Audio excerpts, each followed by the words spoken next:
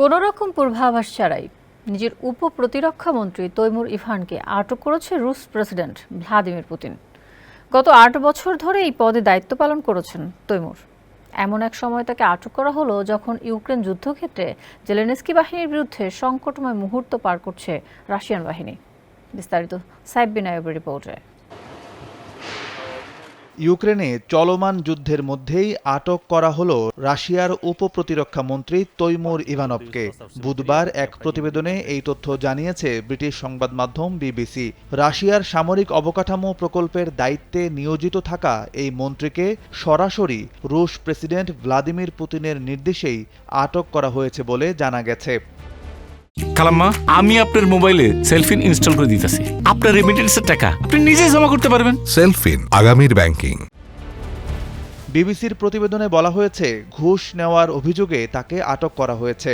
অসমর্থিত একটি সূত্রের বরাত দিয়ে বলা হয়েছে, তার নেওয়া ঘুষের পরিমাণ 10 লাখ রুবলের চেয়েও বেশি। এই ধরনের অপরাধে বড় অঙ্কের জরিমানা এবং 15 বছর পর্যন্ত কারাদণ্ড হয়ে থাকে। তদন্ত কমিটি মঙ্গলবার জানিয়েছে, তৈমুর ইভানভকে আটক করার পর তার বিরুদ্ধে তদন্ত করা হচ্ছে। 2016 সালে রাশিয়ার প্রতিরক্ষা মন্ত্রণালয়ে নিযুক্ত হওয়া 47 বছর বয়সী তৈমুর ইভানভ মূলত দেশটির সামরিক অবকাঠামো প্রকল্পের দায়িত্বে ছিলেন।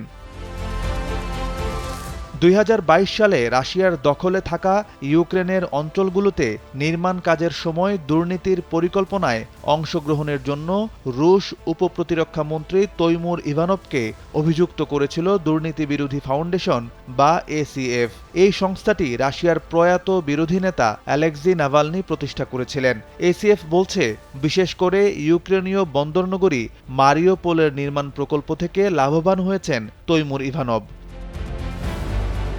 তৈমুর ইভানভ পূর্বে মস্কো অঞ্চলের উপপ্রধানমন্ত্রী ছিলেন, আর এখানেই বর্তমান প্রতিরক্ষামন্ত্রী সের্গেই শোইগু সংক্ষিপ্ত সময়ের জন্য গভর্নর হিসাবে দায়িত্ব পালন করেছিলেন।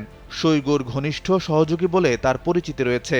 এছাড়া যুক্তরাষ্ট্র এবং যুক্তরাজ্যের নিষেধাজ্ঞা রয়েছে ইভানভের উপর, এবং ইউরোপীয় ইউনিয়ন তার বিরুদ্ধে ভ্রমণ নিষেধাজ্ঞা আরোপের পাশাপাশি তার সম্পদও জব্দ করেছে। ইউক্রেন যুদ্ধক্ষেত্রে একটি সংকটময় সময় পার করছে রুশ সেনাবাহিনী।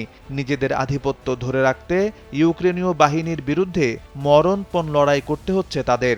এ সময় উপপ্রতিরক্ষা মন্ত্রীকে আটকের খবরটি নিশ্চিতভাবেই মর্মাহত করবে পুতিন সেনাদের। সাইফ বিন আইয়ুব, কালবেলা ডেস্ক।